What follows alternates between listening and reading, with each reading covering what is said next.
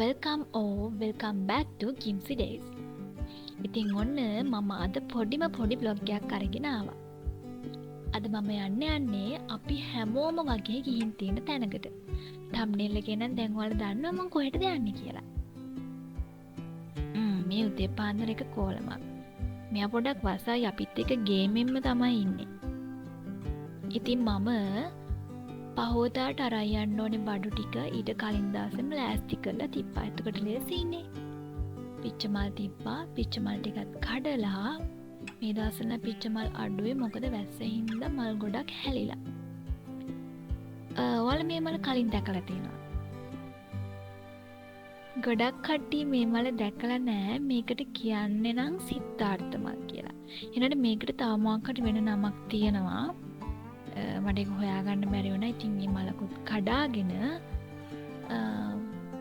මේ තියෙන වරාමල්. වරාමල් හොඳයි කියන අපලවලට. ඉතින් මම ඊට කලින් දවසේ කඩාගෙන ආපු වරාමල් ටික වතුර භාජනයක දාලා පාර වෙන්නේ නැති වෙන්න තියලා තිබ්බා. ඉතින් මම අද අනුරාධපුරේ යන්නේ අපේ චූටි අක්කත් එක්ක. අද මම අනුරාධපුරේ යන්න විශේෂ හේතුවක් තියෙනවා. මොකද චූටි අක්කා මට වෙච්ච පාරයක් ඔප්පු කරන්න තමයි අද අනුරාධපුරේ රුවන්වැලි සෑයට යන්නේ.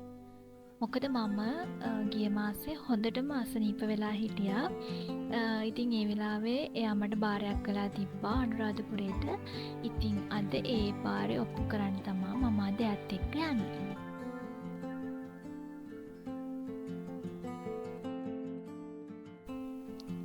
ඉතින් අපි ගියපු බස් එක අනුරාධපුර උඩමළුවට යන කල්ම ගියා.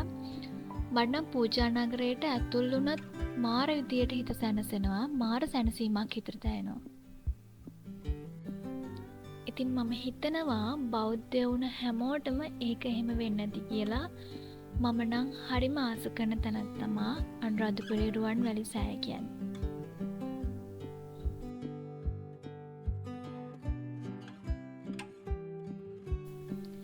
ඉතින් අපි මුලින්ම ගියේ රුවන්වැලි සෑයට. මොකද දවල් වෙද්දී සෑමලුව ටිකක් අවුවයි. එතකොට එතන ඉන්න ටිකක් අමාරුයි. ඒ හින්දා අපි මුලින්ම රුවන්වැලි සෑයට ගිහිල්ලා එතන තියෙන වත් පිළිවෙත් ඔක්කොම ටික කරලා තමයි ජයශ්‍රී මහා බෝධියට ගියේ.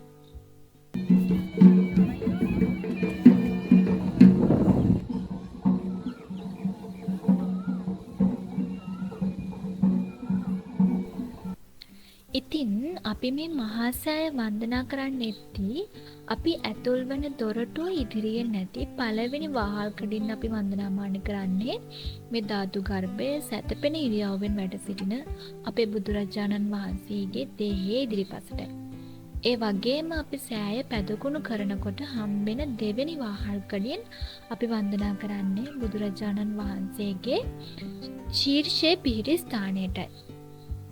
ඉතින් ශ්‍රී දේහ ධාතු වලින් 8න් එකක්, ඒ කියන්නේ ද්‍රෝණයක් ධාතු නිදන්ගත කළ හදලා තියෙන මේ මහා සෑයේ පීඨ ආශිර්වාදය මේක වන්දනාමාන කරන්න හැම බැතිමතෙකුටම හම්බ වෙනවා.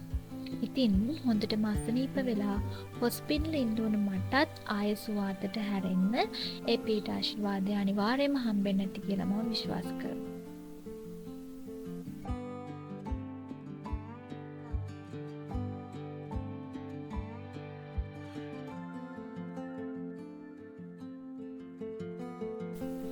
ඉතින් ජයශ්‍රී මහා බෝධියට ඇවිල්ලා වන්දනාමාන කරලා පහළ වැලි මළුවේ වාඩි වෙලා බෝධිය දිහා බලාගෙන ඉද්දී හිතට දැනෙන සැනසීම ඒක මාරයි.